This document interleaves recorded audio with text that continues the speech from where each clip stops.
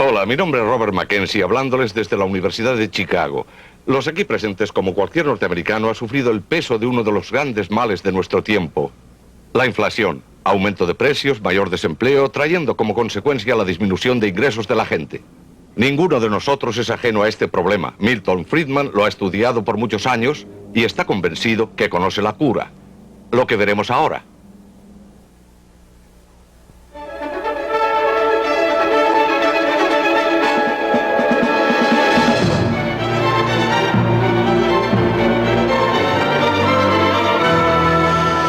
Libre para elegir.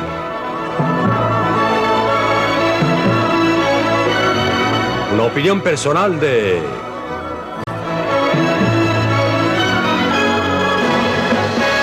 Milton Friedman.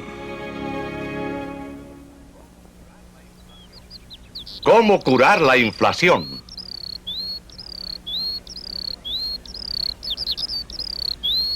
La Sierra Nevada de California, 10.000 pies sobre el nivel del mar.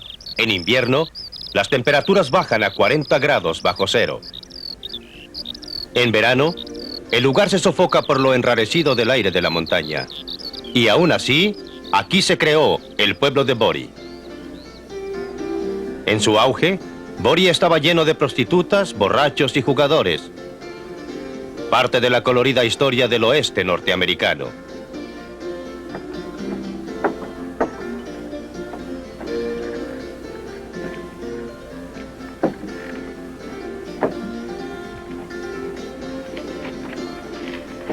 Hace un siglo, este era un pueblo de 10.000 habitantes. ¿Qué los trajo aquí? El oro. Si este fuera polvo de oro verdadero, la gente se lo estaría arrebatando. Una serie de descubrimientos de oro a través del oeste trajo aquí a gente de todo el mundo, a toda clase de gente. Vinieron aquí solamente con un solo propósito: enriquecerse pronto, rápidamente, pero mientras tanto edificaron ciudades, pueblos, en lugares donde nadie habría pensado edificar una ciudad bajo otras circunstancias. El oro edificó estas ciudades. Y cuando el oro se agotó, las ciudades se derrumbaron, se convirtieron en ciudades fantasma.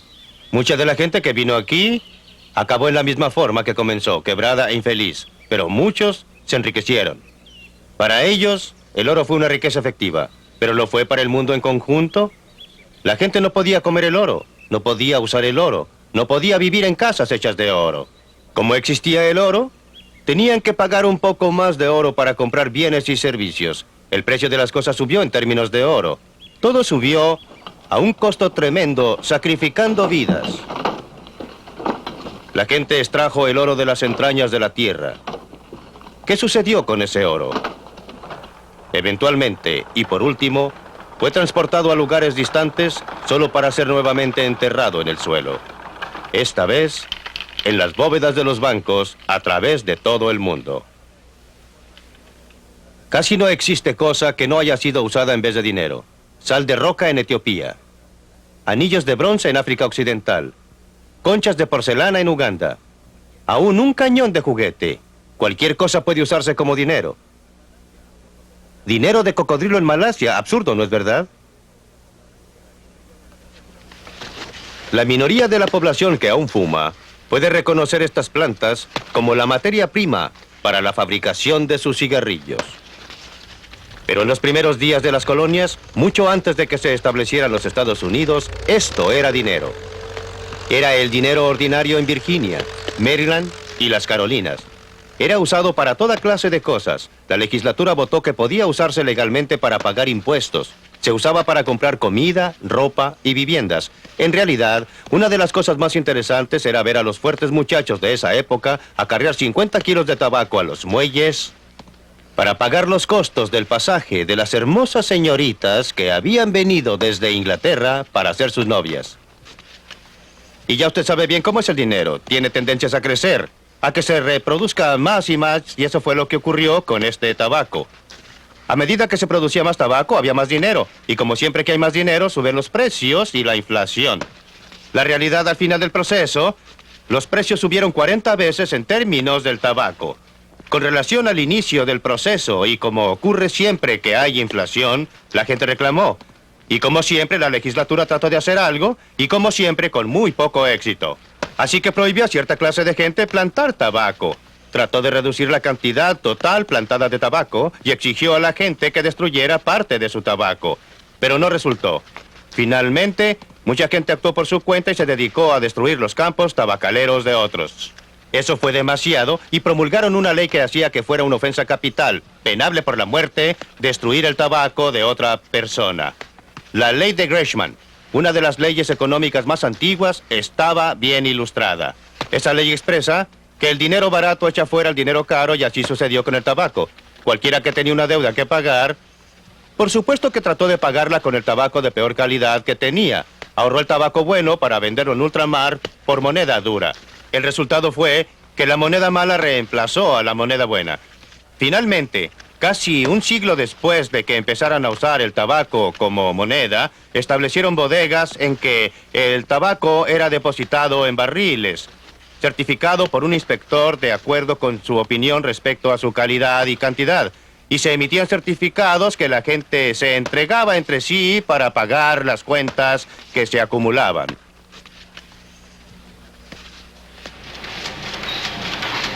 Estos pedazos de papel verde impresos son las contrapartidas actuales de aquellos certificados de tabaco, excepto que no tienen relación con ningún producto. En este programa, quiero llevarlos a Gran Bretaña para que vean cómo la inflación debilita la estructura social. Luego a Tokio, donde los japoneses tuvieron el valor de curar la inflación. A Berlín, donde hay una lección que debemos aprender de los alemanes occidentales sobre en qué forma las llamadas curas son a veces peores que la enfermedad. Y a Washington, donde nuestro gobierno hace trabajar tiempo extra a estas máquinas. Y les voy a mostrar cómo puede curarse la inflación.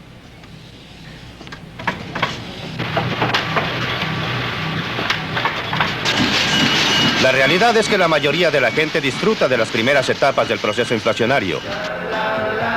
Gran Bretaña, en la vibrante década de 1960, había mucho dinero. Los negocios estaban activos, eran numerosos. Y los precios todavía no se habían disparado. Todos parecían felices al comienzo. Pero a principios de la década de 1970, mientras los buenos tiempos continuaban, los precios comenzaron a subir cada vez con mayor rapidez. Pronto, algunas de estas personas van a perder sus empleos. La fiesta estaba a punto de terminar.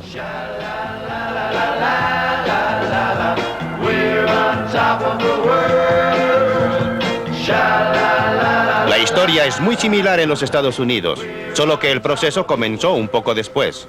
Hemos tenido un partido inflacionario después de otro y parece que no podemos evitarlo. ¿Cómo puede ser? Antes de cada elección les gustaría a nuestros representantes que pensáramos que vamos a obtener una rebaja de impuestos. Y son capaces de hacerlo.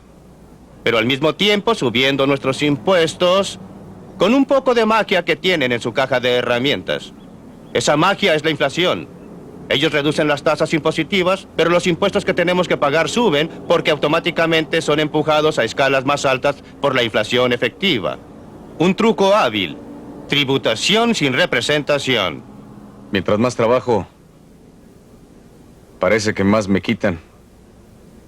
Sé que si trabajo 1 o 2 días extra, lo que sacan solo en impuesto a la renta federal es casi el doble, porque aparentemente lo coloca usted en una escala superior de impuesto y le quita más. Robert Crawford vive con su esposa y sus 3 hijos en un suburbio de Pittsburgh. Son una familia norteamericana bastante típica. No azotes la puerta, Daphne. Muy bien. Muy ¿Qué estás bien. haciendo? Preparo tu platillo favorito. Fuimos a casa de los Crawford después que él había dedicado un par de días a preparar sus impuestos anuales a la renta, federales y estatales. Para nuestro beneficio, trató de calcular todos los otros impuestos que también había pagado.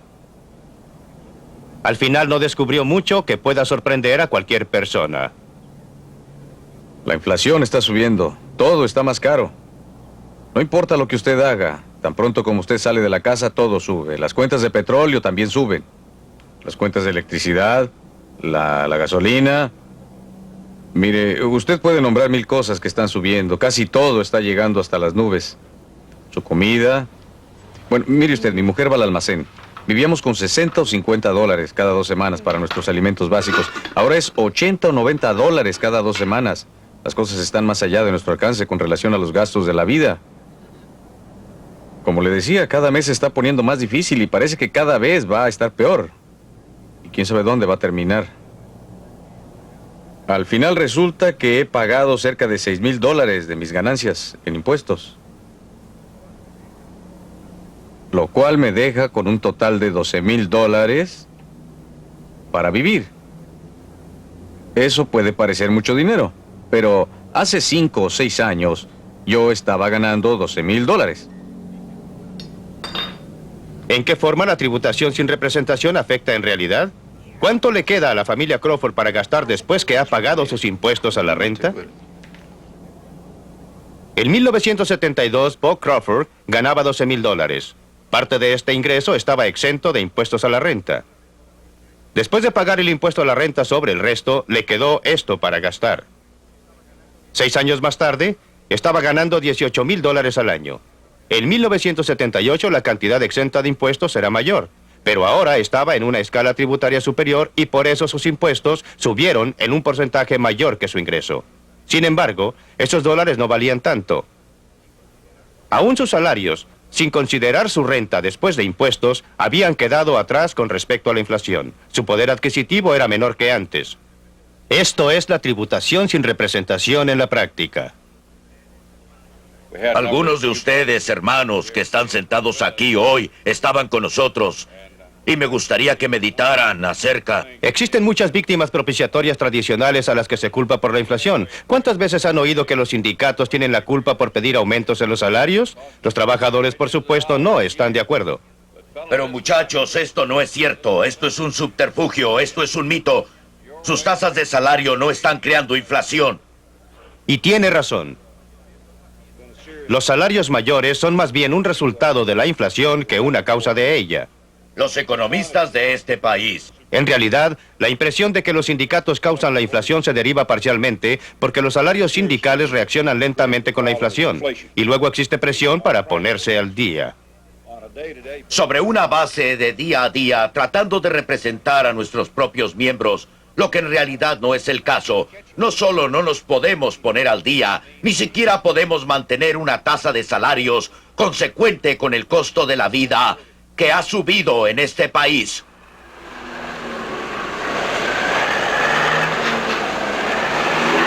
Otra víctima propiciatoria de la inflación es el costo de las mercaderías que vienen del exterior.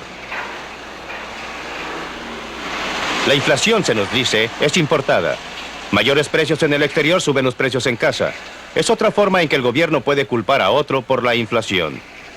Pero este argumento también está equivocado. Los precios de las importaciones en los países de que provienen no son en términos de dólares, son en términos de liras o yens u otras monedas extranjeras. Lo que ocurre a los precios en dólares depende de los tipos de cambio que a su vez reflejan la inflación en los Estados Unidos. A partir de 1973, algunos gobiernos han tenido una estupenda excusa culpando a los árabes de la inflación. Pero si los altos precios del petróleo fueran la causa de la inflación, ¿cómo es que la inflación ha sido inferior aquí en Alemania? Un país que debe importar cada gota de petróleo y gasolina que usa en los caminos y en la industria, que por ejemplo en los Estados Unidos que produce la mitad de su propio petróleo. Japón no posee ningún petróleo en absoluto. Sin embargo, en la misma época en que los árabes estaban cuadruplicando los precios del petróleo, los japoneses estaban reduciendo la inflación del 30 a menos del 5% anual. La falacia es confundir los precios en particular, como el precio del petróleo con los precios en general. En casa, el presidente Nixon lo comprendió diciendo: aquí está lo que no haré. No conduciré a esta nación a lo largo del camino de controles de salarios y precios, sin importar lo políticamente provechoso que pueda parecer. Los controles y el racionamiento pueden parecer un camino fácil, pero en realidad son un medio fácil para mayores problemas, como la explosión que se produce cuando usted trata de poner una tapa a una corriente de vapor que sube sin bajar el fuego bajo la olla. Los controles de salarios y precios solo posponen un día el ajuste de cuentas y al hacerlo, privan a cada americano de una parte muy importante de su libertad. Pero escuche esto. Ha llegado el momento para una acción decisiva. La acción que quebrará el círculo vicioso de precios y costos en espiral. Hoy día estoy ordenando un congelamiento de todos los precios y salarios a través de los Estados Unidos por un periodo de 90 días.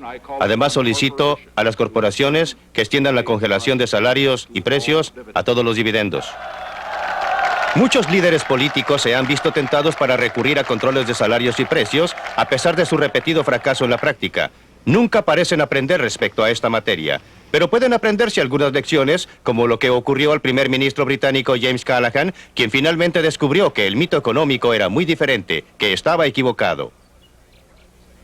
E informó al respecto a la conferencia del Partido Laborista en 1976. Pensábamos que se puede salir de una recesión gastando y aumentando el empleo, reduciendo los impuestos y aumentando los gastos gubernamentales. Les digo con todo candor que esa opción no existe. Solo funcionó en cada ocasión a partir de la guerra, inyectando una mayor dosis de inflación a la economía, seguida por un mayor nivel de desempleo como el siguiente paso. Esa es la historia de los últimos 20 años. Pero una cosa es decirlo. Un motivo por que la inflación hace tanto daño es porque afecta a grupos diferentes en diferente forma. Algunos se benefician y, por supuesto, lo atribuyen a su propia habilidad. Algunos sufren y, por supuesto, lo atribuyen a las malas acciones de otra gente y a todas las medidas que adopte el gobierno, especialmente controles de salarios y precios. Los recolectores de basura en Londres se sintieron justamente agraviados porque no se había permitido que sus salarios se mantuvieran de acuerdo con el costo de la vida.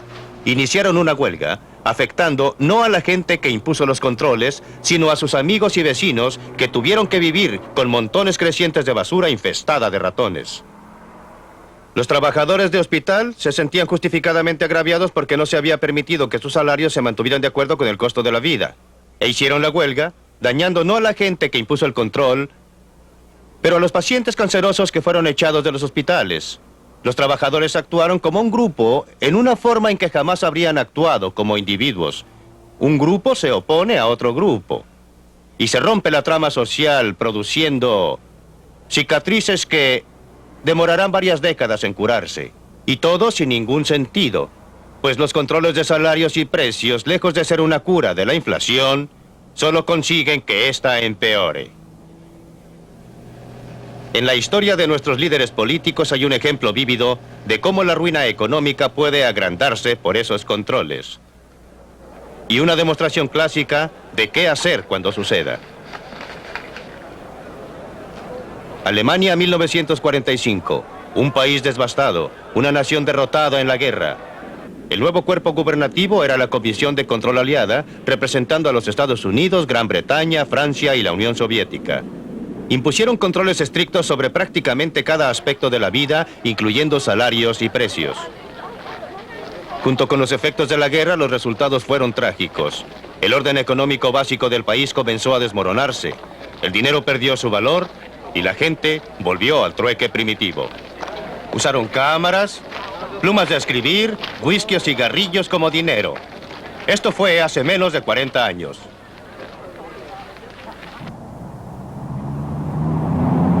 Esta es Alemania como la conocemos hoy día, transformada en un lugar donde a mucha gente le gustaría vivir.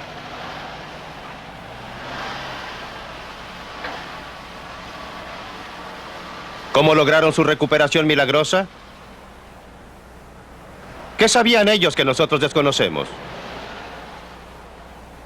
Una mañana temprano de domingo, era el 20 de junio de 1948, el ministro de Economía alemán, Ludwig Erhard, un economista profesional, simultáneamente introdujo una nueva moneda, el marco alemán de hoy día, y de un golpe eliminó casi todos los controles de precios y salarios.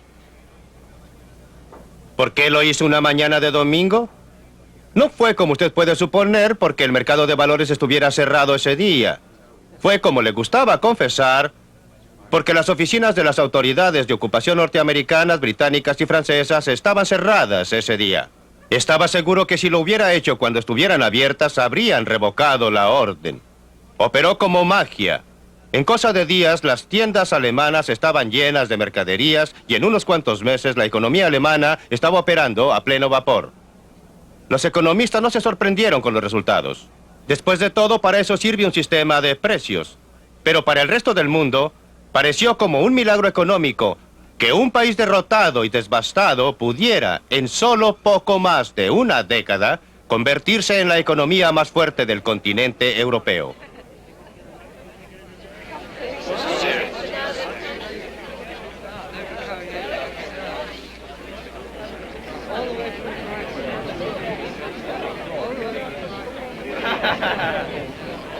En un sentido, esta ciudad, Berlín Occidental, es algo así como una singular probeta económica colocada, como lo está, profundamente en la Alemania Oriental comunista.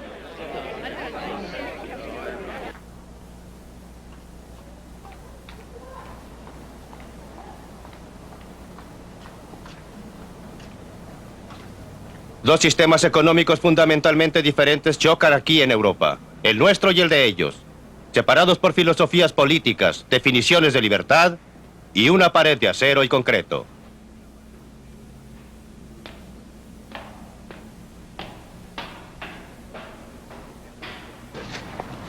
Está usted saliendo del sector norteamericano.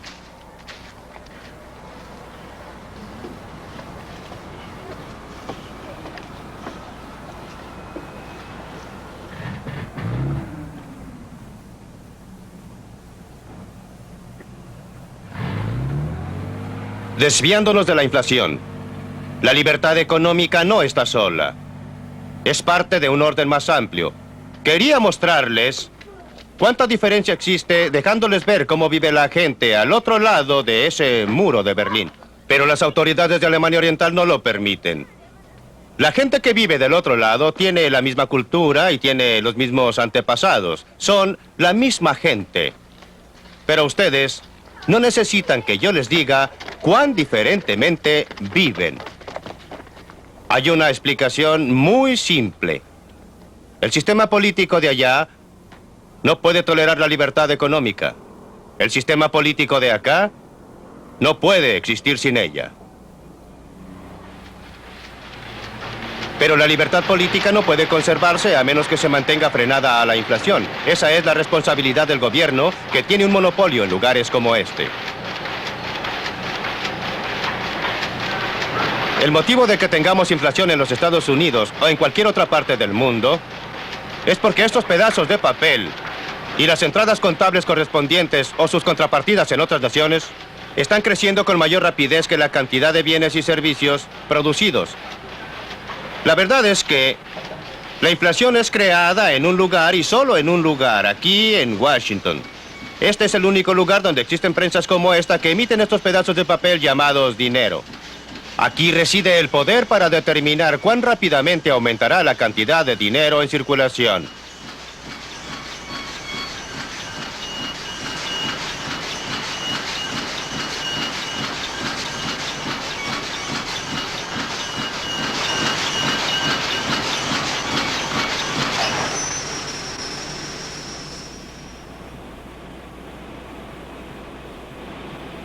¿Qué sucedió con todo ese ruido? Eso es lo que ocurriría con la inflación si no dejáramos que la cantidad de dinero creciera tan rápidamente. Esta no es una idea nueva, no es una cura nueva, no es un problema nuevo, ha sucedido una y otra vez en la historia. A veces la inflación ha sido curada en esta forma a propósito, a veces ha ocurrido por accidente. Durante la Guerra Civil, el norte, que entró tarde a la contienda, se apoderó de un lugar en el sur que era donde estaban instaladas las prensas impresoras, que era donde se emitían estos pedazos de papel. Antes de eso, el sur había tenido una inflación muy rápida. Si mi memoria no falla, algo así como un 4% mensual. La Confederación tardó un poco más de 2 semanas en encontrar un lugar donde pudiera instalar sus prensas y hacerlas funcionar nuevamente. Durante ese periodo de 2 semanas, la inflación se detuvo. Después del periodo de 2 semanas, cuando las prensas nuevamente comenzaron a funcionar, la inflación recomenzó. Es tan simple como eso. Es tan obvio como eso. Más recientemente existe otro ejemplo dramático del único modo eficaz para tratar a la inflación. En 1973, las amas de casa japonesas que iban al mercado se enfrentaban con un hecho desagradable. El dinero en sus carteras parecía estar perdiendo su valor. Los precios estaban comenzando a elevarse a medida que la tremenda historia de la inflación nuevamente comenzaba a desarrollarse. El gobierno japonés sabía qué hacer. Lo que es más, estaba preparado para hacerlo.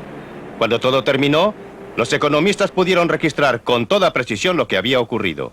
En 1971, la cantidad de dinero comenzó a crecer con mayor rapidez. Como siempre sucede, la inflación no fue afectada por un tiempo, pero a fines de 1972 comenzó a responder. A principios de 1973 el gobierno reaccionó. Comenzó a reducir el crecimiento monetario, pero la inflación continuó creciendo durante un tiempo. La reacción diferida hizo que 1973 fuera un año de recesión muy duro. La inflación solo se detuvo cuando el gobierno demostró su determinación de mantener controlado el crecimiento monetario. Demoró 5 años para extraer a la inflación del sistema. El Japón había logrado una estabilidad relativa. Desgraciadamente, no hay manera de evitar el difícil camino que debieron seguir los japoneses antes de lograr tanto una inflación baja como una sana economía. Primero tuvieron que vivir una recesión hasta que un lento crecimiento monetario tuvo su efecto diferido sobre la inflación. La inflación es igual al alcoholismo. En ambos casos, cuando usted comienza a beber o cuando usted comienza a imprimir demasiado dinero, los efectos buenos vienen primero y los efectos malos llegan más tarde. Por eso en ambos casos existe una fuerte tentación a exagerarlo, beber demasiado e imprimir demasiado dinero. Cuando llega la cura es todo lo contrario. Cuando usted deja de beber o cuando usted deja de imprimir dinero, los malos efectos llegan primero y los buenos efectos llegan más tarde. Por eso es tan difícil persistir con la cura. En los Estados Unidos, 4 veces en los 20 años posteriores a 1957 iniciamos la cura. Pero en cada ocasión no tuvimos voluntad para continuarla. Como resultado, hemos tenido solo los malos efectos y ninguno de los buenos efectos. El Japón, por otra parte, adhiriendo una política de retardar las prensas impresoras durante 5 años, fue en 1978 capaz de cosechar todos los beneficios, baja inflación y una recuperación en la economía. Pero no existe nada especial respecto al Japón. Cada país que tenga el valor de persistir en una política de crecimiento monetario lento ha sido capaz de curar la inflación y al mismo tiempo de lograr una economía que sea sana. Libre para elegir. Aquí, en la Biblioteca Harper de la Universidad de Chicago, nuestras distinguidas visitas también tienen sus propias ideas. Unámonos a ellos. Si usted puede controlar el suministro de dinero, ciertamente puede reducir y controlar la tasa de inflación. Yo diría que es un poco más fácil escribir la receta que cumplirla. Creo que existen algunos otros medios de hacerlo y relacionaría el abastecimiento de dinero porque la inflación está relacionada con el dinero y los bienes y servicios que debe cubrir el dinero. Y si usted puede estimular los bienes en la producción de bienes y servicios, eso ayuda. Es un poco más difícil controlar el abastecimiento de dinero, aunque yo creo que eso puede lograrse. Sin decir que usted debe controlarlo porque tenemos el crecimiento de las tarjetas de crédito, que es una forma de dinero y que fue creada por el sistema de libre empresa. Como ve, no todo se imprime en Washington. Puede parecer demasiado a la defensiva. Creo que usted tiene razón al decir que la base de la inflación está en Washington, Milton. Señor Martin, nadie ha soportado más ataques que usted en 17 años como jefe del Banco de Reserva. ¿Podría comentarlo para luego seguir con el grupo? Querrá decir 19 años. No estaría aquí si no fuera por Milton Friedman porque él nos visitaba y nos aconsejaba de tiempo en tiempo. ¿Nunca siguió mis consejos? Les advierto que va a ser entrevista más adelante. Estoy bastante contento de no haber seguido sus consejos. Todo el tiempo. En sus 19 años como presidente del Banco de la Reserva Federal, Bill, el crecimiento promedio en el abastecimiento de dinero fue del 3,1% anual. La tasa de inflación fue del 2,2%. Después que usted se fue, el abastecimiento de dinero se ha duplicado. La tasa promedio de inflación es superior al 7% y, por supuesto, en tiempos recientes, el abastecimiento de dinero ha estado creciendo en 2 dígitos, lo mismo que nuestra tasa de inflación. En primer lugar, quiero confirmar 2 hechos que destacaron notoriamente en la película del profesor Friedman, es decir, que la base del buen éxito relativo de Alemania Occidental fueron en realidad 2 eventos. Uno, el establecimiento de una moneda nueva y sólida que tratamos de mantener sana a continuación. Y en segundo lugar, el salto de la noche a la mañana a una economía de mercado libre sin ningún control de precios y salarios. Esos son los 2 hechos fundamentales. Hemos tratado de conservar la estabilidad monetaria simplemente tratando de seguir esta receta del profesor Friedman, es decir, la disciplina monetaria, manteniendo el crecimiento monetario relativamente moderado. Sin embargo, debo decirles que no es tan fácil como parece. En realidad, los gobiernos deben tener valor para mantenerse en esa dirección. Nadie discute la posibilidad de que un crecimiento excesivo del abastecimiento de dinero es un elemento esencial del proceso inflacionario y que es el real problema. No sé qué hacer sino tener el valor y la voluntad de hacerlo, y quiero comenzar, si me lo permiten, con esa materia porque creo que es lo que debemos explorar. Porque no hemos tenido el valor y no lo tenemos, y bajo qué circunstancias lo tendremos. Quiero comenzar con Bill Martin porque su experiencia es sumamente interesante. Sus 19 años están divididos en diferentes periodos. En el primer periodo, ese promedio que mencionó antes Beryl Sprinkle, y que correspondió a 2 periodos muy diferentes. Un primer periodo de crecimiento lento e inflación lenta, y un periodo subsiguiente de lo que en ese momento fue considerada como inflación rastrera, y ahora estaríamos encantados de volver a él. La gente no recuerda que en la época en que el señor Nixon introdujo controles de precios y salarios en 1971 para controlar una inflación atroz, la tasa de inflación era solo de un 4,5% anual. Hoy lo consideraríamos un gran logro, pero la última parte del periodo en que usted fue presidente fue un periodo en que la tasa de inflación comenzó a crecer y la tasa del crecimiento del dinero también estaba creciendo. Pues bien, refiriéndome a su periodo, usted fue elocuente en sus declaraciones al público, a la prensa y a todos sobre los males de la inflación y sobre la determinación del Banco de la Reserva Federal de no ser el arquitecto de la inflación. Su sucesor, Arthur Burns, fue igualmente elocuente. Hizo exactamente la misma clase de declaraciones con la misma efectividad y una y otra vez repitió que el Banco de Reserva Federal no sería el arquitecto de la inflación. Su sucesor, el señor G. William Miller, hizo los mismos discursos y las mismas declaraciones y las mismas protestas. Su sucesor, Paul Volcker, está haciendo las mismas declaraciones. Ahora yo le pregunto, ¿por qué ha existido una diferencia tan notoria entre las excelentes declaraciones de todos los presidentes del Banco de la Reserva Federal? Por eso no me refiero a usted. Desgraciadamente para el país, usted tiene muchos acompañantes. ¿Por qué ha existido una diferencia tan grande entre los excelentes pronunciamientos por una parte y lo que yo considero una ejecución muy pobre de la otra? Porque la política monetaria no es el único elemento. La política fiscal es igualmente importante. ¿Usted le está echando la culpa a la tesorería, señor Martin? ¿Sí? ¿Al Congreso? Ya Sí, hablará el claro señor que sí, Brown, desde no se luego que preocupe. La relación de la política fiscal con la política monetaria es una de las cosas más importantes. Aclárenos, cuando usted dice política fiscal, ¿en qué la distingue de política monetaria? Tributación, Sí. los ingresos crecientes ¿Y los gastos? y los gastos. ¿Y los sí. déficits? Los déficits, sí, exacto. Y creo que usted tiene que darse cuenta que cuando he hablado durante mucho tiempo de la independencia del Banco de la Reserva Federal, esa es independencia dentro del gobierno, no independencia respecto al gobierno. Y he trabajado consecuentemente con la tesorería para tratar de que el gobierno esté financiado. Ahora esto nos lleva de vuelta a los gastos.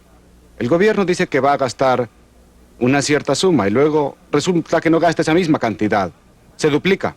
El trabajo del Banco de Reserva Federal no es correr con los gastos del gobierno ni con los impuestos gubernamentales. El trabajo del banco es controlar el abastecimiento de dinero. Y francamente creo, y como usted sabe, siempre he creído que esas son disculpas y no razones para la ejecución de... Bien, en esto usted y yo estamos en desacuerdo porque creo que seríamos irresponsables si no tomáramos en cuenta las necesidades y lo que el gobierno está diciendo y haciendo. Creo que si actuáramos independientemente y responsablemente, lo digo porque estuve en la tesorería antes de llegar al banco. Sí, lo sé. De la Reserva Federal y conozco la otra cara del cuadro, creo que seríamos condenados. Con razón por el pueblo norteamericano y por el electorado. Cada banco central de este mundo, incluyendo el Banco Central de Alemania, incluyendo el sistema de Reserva Federal, tiene la capacidad técnica para hacer que el suministro de dinero cubra un periodo de 2 o 3 meses, no diariamente. Pero durante un periodo tiene la capacidad técnica de controlarlo. No puedo explicar la clase de impresión excesiva de dinero que ha ocurrido en términos de la incapacidad técnica del sistema de Reserva Federal, o del Banco Central de Alemania, o del Banco de Inglaterra, o de cualquier otro banco central del mundo. Yo no diría que técnicamente no podamos hacerlo, aunque jamás hemos logrado controlar el abastecimiento de dinero mes a mes. En esa forma, pero yo diría que técnicamente lo podemos controlar semestralmente, de un semestre al próximo, y eso sería suficiente. ¿Sería suficiente? Para controlar la inflación, pero... Soy un científico económico y estoy tratando de observar fenómenos, y observo que cada presidente del Banco de la Reserva Federal dice una cosa y hace otra. No quiero decir él, sino el sistema. Sí, cuán diferente es la situación en Alemania. Hemos oído este problema de que los gobiernos se comprometen a gastar y el Banco de Reserva Federal en una forma u otra se adapta a ello. Ahora, ¿cuál es su posición en este problema? Somos muy independientes del gobierno con relación a él, pero, por otra parte, somos sus consejeros. También respecto a los déficits presupuestarios, y no se presentarían fácilmente al Parlamento con un déficit en su presupuesto que sea abiertamente criticado y desaprobado por el Banco Central. ¿Por qué? Porque existe una tradición en nuestro país que podemos criticar públicamente al gobierno a este respecto. Y en segundo lugar, y también ha ocurrido en nuestro caso, si el gobierno va más allá de lo que es tolerable considerando el equilibrio total, debemos dejar que se refleje en el mercado de capitales para poder decir que han hecho subir las tasas de interés, lo que ha producido críticas del público, y eso ha tenido algún efecto en su actitud. Creo que el doctor Eminger ha probado un punto muy importante. Porque no existe en absoluto una relación entre los déficits gubernamentales y lo que ocurre al abastecimiento de dinero. La presión sobre el Banco de Reserva Federal llega indirectamente porque los grandes déficits gubernamentales, si son financiados en el mercado de capitales en general, subirán las tasas de interés. Entonces tenemos a los Wright Partners en el Congreso y sus sucesores, presionando al Banco de Reserva Federal para que intervenga y financie el déficit imprimiendo dinero como una forma supuesta de mantener las tasas de interés. Antes de dirigirme al señor Brown y preguntarle eso, quiero enfatizar un punto muy importante. El Banco de la Reserva, para tratar de mantener las tasas de interés, nos ha colocado en una posición en que tenemos las mayores tasas de interés en la historia. Es otro ejemplo de la diferencia entre las intenciones anunciadas de una política y sus resultados efectivos. Pero ahora quiero dirigirme a Clarence Brown y preguntarle, acosarlo y colocarlo en una silla caliente por un rato. Los gastos gubernamentales han estado subiendo rápidamente con la administración republicana o demócrata. Este no es un asunto de partidos, no importa. Los déficits gubernamentales han estado subiendo rápidamente con la administración republicana o la demócrata. ¿Por qué tenemos aquí nuevamente una diferencia entre los pronunciamientos y la ejecución? No existe ningún diputado ni ningún senador quien diga estoy a favor de la inflación. No existe ninguno que diga estoy a favor de grandes déficits. Todos dirán que quieren equilibrar el presupuesto y restringir los gastos, que quieren un gobierno económico. ¿Cómo explica la diferencia entre ejecución y charlas de parte del Congreso? Primero creo que debemos dejar establecido un punto. No estoy tanto con el gobierno como estoy contra él. Y como sabes, soy un miembro minoritario del Congreso. Quisiera decirle que personalmente esto no va dirigido a usted. Entiendo, por supuesto. Ahora déjeme decirle que, aunque los gobiernos, como usted ha mencionado, han sido gobiernos republicanos y demócratas, y han sido ambos responsables por los aumentos en los gastos. Y por lo menos en términos de sus recomendaciones, es el Congreso y solo el Congreso quien asigna los fondos y determina los impuestos. El presidente no tiene autoridad para hacerlo y por eso debemos hacer responsable de todo al Congreso. Yo creo que tenemos que aceptar que es más entretenido regalar cosas que retenerlas. Y por este motivo, el Congreso responde a una petición general que dice: quiero que usted elimine el programa de todos, menos aquel en que estoy especialmente interesado. Ahorra dinero, pero mi esposa está a cargo de los orfelinatos, así es que tratemos de ayudar a los orfelinatos o lo que sea. Déjeme tratar de probar un punto, si puedo, respecto a lo que creo que es una nueva tendencia que se está produciendo en el Congreso. Y es que la inflación, como un mal nacional, está comenzando a tener un impacto en la psicología política de muchos norteamericanos. Los alemanes, los japoneses y otros tuvieron esta terrible inflación posterior a la guerra. Y los alemanes la han sufrido 2 veces, después de la Primera y Segunda Guerra Mundial. Y es parte de su psicosis nacional, pero nosotros estamos afectados por la depresión. Toda nuestra estructura tributaria está basada en la depresión. La idea de la estructura tributaria en el pasado ha sido sacar el dinero debajo del colchón, donde se colocó después de que los bancos fallaron en este país y se perdieron los empleos, y sacarlo de la caja de lata enterrada en el jardín. Sacarlo de allí y ponerlo en circulación, moverlo, hacer que las cosas marchen, y una de las formas de hacerlo fue estimulando la inflación. Porque si lo guardan, el dinero se depreciará, y la otra forma fue quitárselo a la gente por los impuestos y dejar que el gobierno lo gaste. Pero existe una reacción contra esto. Y la gente está comenzando a decir: no estamos sufriendo tanto como sucedía con la depresión, ahora estamos sufriendo la inflación. Y nos gustaría que la controlara. Eso se puede hacer en otra forma y sin reducir radicalmente el suministro del dinero. Pero creo que el Comité Económico Conjunto ha recomendado que lo hagamos gradualmente. Pero la forma en que se puede hacer es reduciendo los impuestos y el impacto del gobierno, es decir, el peso del gobierno, y aumentando los ahorros privados, de modo que los ahorros privados financien parte de la deuda que usted tiene. No existe ningún modo de hacerlo sin reducir, en mi opinión, la tasa del crecimiento monetario y reconociendo los hechos aún cuando no debería ser así. Me pregunto si se puede reducir la tasa del crecimiento monetario a menos que el Congreso en realidad reduzca los gastos del gobierno como también los impuestos gubernamentales.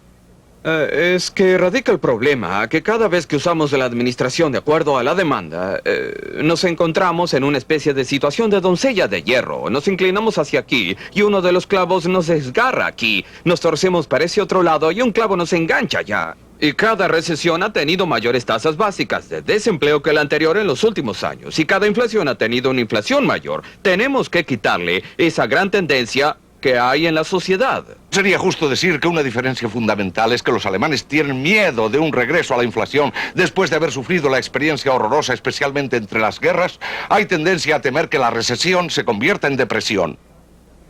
Creo que hay algo de verdad en eso, y en particular en Alemania. El gobierno tendría mucho que temer en sus perspectivas electorales si enfrentara un periodo de elección con una alta tasa de inflación. Pero existe otra diferencia importante. Parece que tememos más al desempleo que a la Usted inflación. teme al desempleo, pero nosotros también. Tememos igualmente a la inflación, pero hay otra diferencia. Es decir, una vez que se ha entrado a esa gradual inflación, cada vez la meseta es más alta. Es extremadamente difícil salir de ella. Deben tratar de evitarlo, pero este es un consejo muy barato que les doy porque ya la estamos sufriendo. Pero nosotros, durante los últimos 15, 20 años, siempre hemos estudiado las experiencias y nos hemos dicho que jamás debemos caer en este círculo vicioso. Una vez que esto sucede, demora mucho tiempo salir. Eso es lo que estoy predicando ahora, que debemos evitarlo a cualquier costo.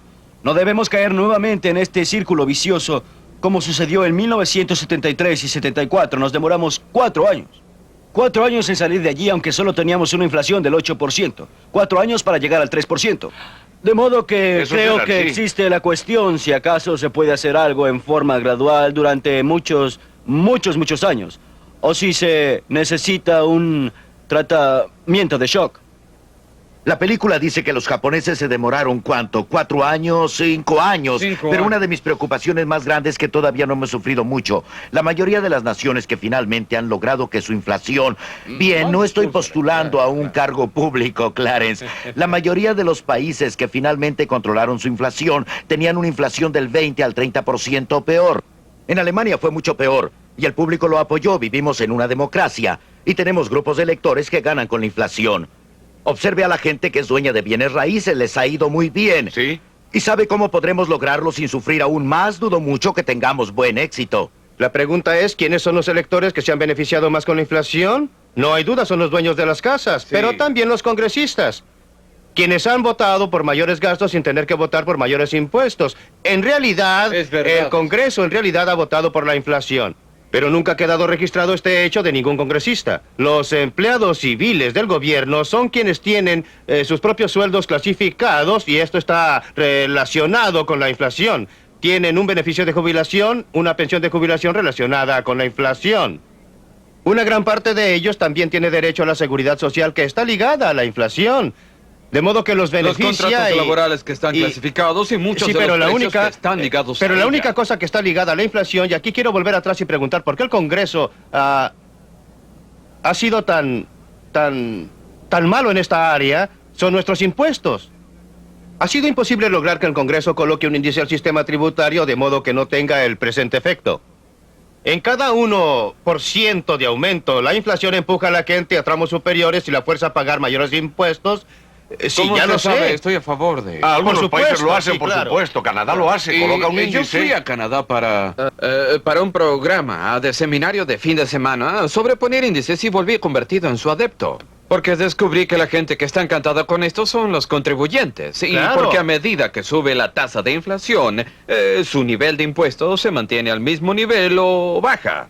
La gente que está más descontenta con ello es la gente que tiene que planificar los gastos del gobierno, porque está reduciendo la cantidad de dinero del gobierno más que verlo subir en 10 o 12 mil millones. Se obtiene un pequeño dividendo que gastar en este país. Los burócratas lo hacen todos los años. Pero a ellos tampoco les gusta, como indica el doctor Friedman, porque usted ve, los políticos no alcanzan a votar por una reducción de impuestos. Puesto que sucede automáticamente, Sí, claro, yo y de quisiera modo que que- no se puede ir en forma digna a decir a sus electores, estoy a favor de ustedes, voté por una reducción de impuestos. Y creo que debemos colocar un índice al sistema tributario para que la reducción sea automática, preferible a lo que ha ocurrido anteriormente, un aumento automático en los impuestos. Y los políticos que dicen, bien, sentimos mucho la inflación, pero... Tiene razón, pero quiero probar un punto diferente. Estoy sentado aquí y los critico a ustedes como funcionarios gubernamentales. Pero comprendo muy bien que los verdaderos culpables no son los políticos y no son los banqueros de los bancos centrales, sino que soy yo y mis conciudadanos. Siempre digo cuando hablo de esto, si quiere saber quién es el responsable de la inflación, mírese en un espejo. No es por la forma en que usted gasta su dinero. La inflación no se produce porque existan consumidores que sean derrochadores. Eso siempre han existido. No se produce porque tengamos hombres de negocios que sean codiciosos. Siempre los ha habido. La inflación se produce porque nosotros, como ciudadanos, hemos estado pidiéndoles a ustedes como políticos que ejecuten una tarea imposible. Les hemos pedido que gasten el dinero de otros en nosotros, pero que no gasten nuestro dinero en otras personas. No querrá que nosotros reduzcamos esos dólares para la Correcto. educación, ¿eh? Por consiguiente, no es así, no. Ya tuvimos un programa al respecto. Tuvimos un programa al respecto y no existe ningún observador de estos programas que tenga dudas con relación a mi posición en eso. Pero el público lo ignora. Y así llegamos a la voluntad política que el doctor Eminger discutió tan correctamente, y es que todos hablan contra la inflación. Pero lo que él quiere decir es que quiere que suban los precios de las cosas que vende y bajen los precios de las cosas que compra. Pero tarde o temprano llegaremos al punto en que sea políticamente conveniente terminar con la inflación. Este es el punto que Sí. creo que usted estaba aprobando. La idea básica. ¿Cuál cree usted que tenga que ser la tasa de inflación? Y juzgada por la experiencia de otras naciones, antes de que estemos en esa posición, ¿cuándo cree usted que eso pasará? Bien. La evidencia nos dice que tiene que ser superior al 20%. Ahora bien, usted puede creer que debemos aprender de Aparentemente otros, nadie puede aprender de la historia. pero actualmente vamos hacia una inflación más alta. Usted lo dijo antes, si quiere ver quién causa la inflación, mírese al espejo. Correcto. Ahora, para todos los que observan y participan en esto, debe existir alguna moral. Dígame usted, ¿cuál debe ser el cambio de actitud del hombre al espejo que usted está viendo antes que podamos implantar efectivamente una política dura que requiera valentía?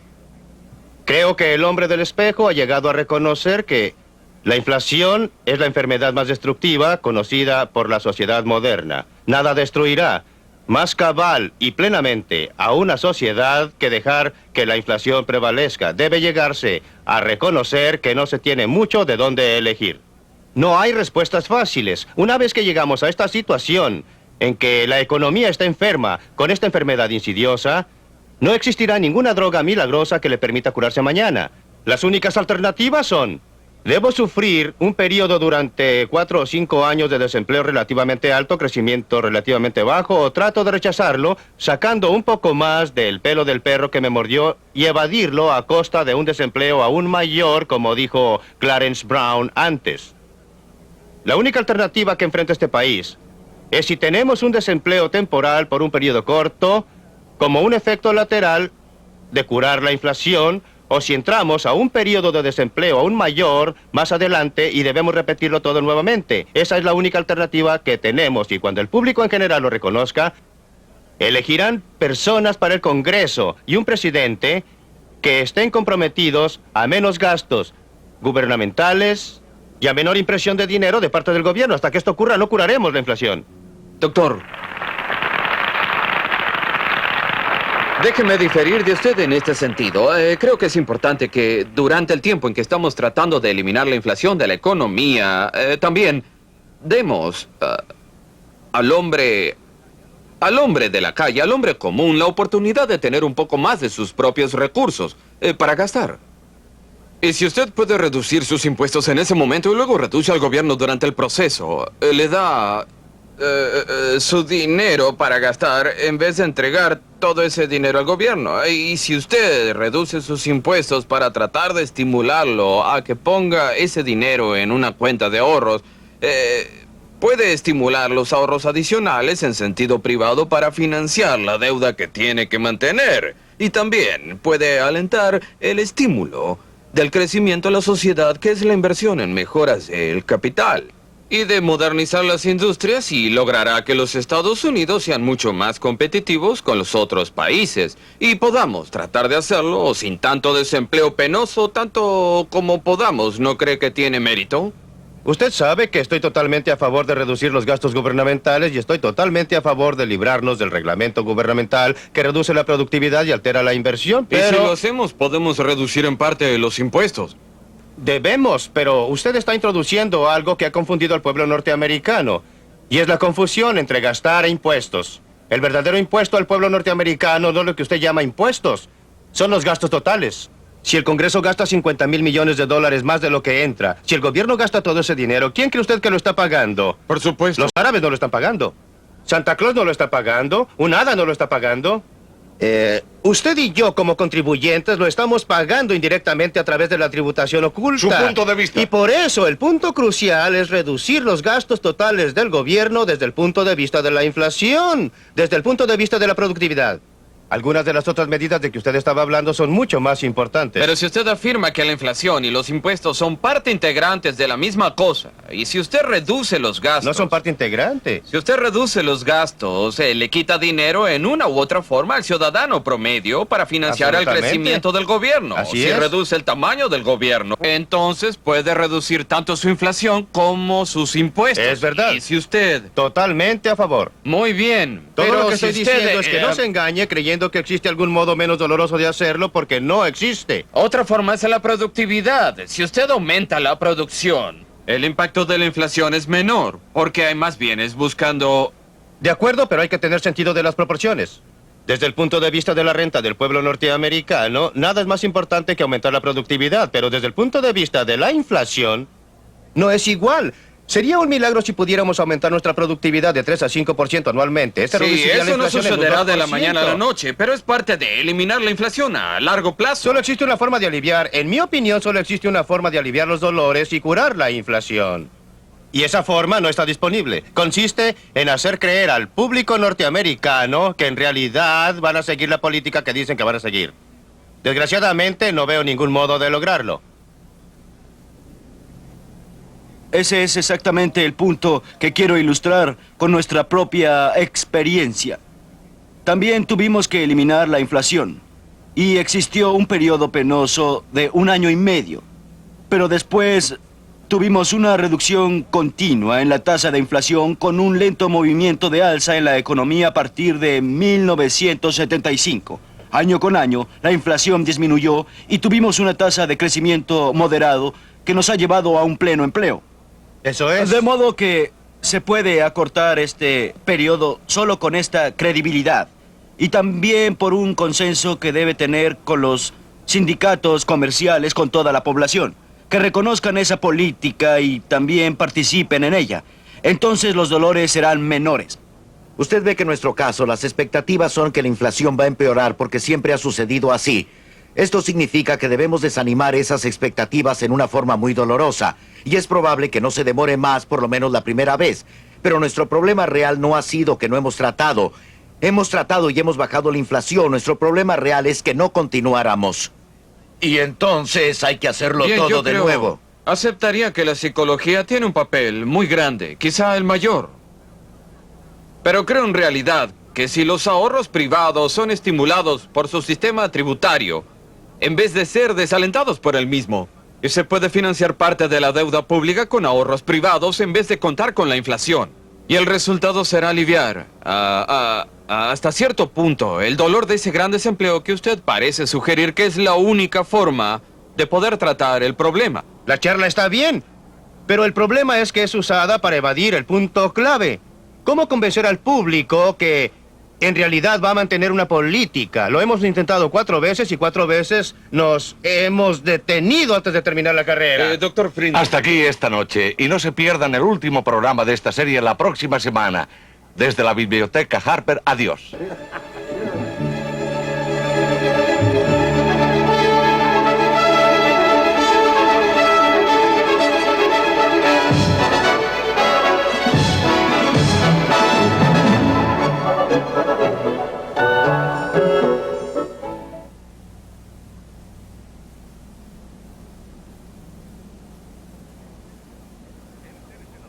Entérese la próxima semana de cómo es usado el poder y se abusa de este, de cómo el poder concentrado afecta la vida de cada americano. No se pierda Libre para Elegir la próxima semana.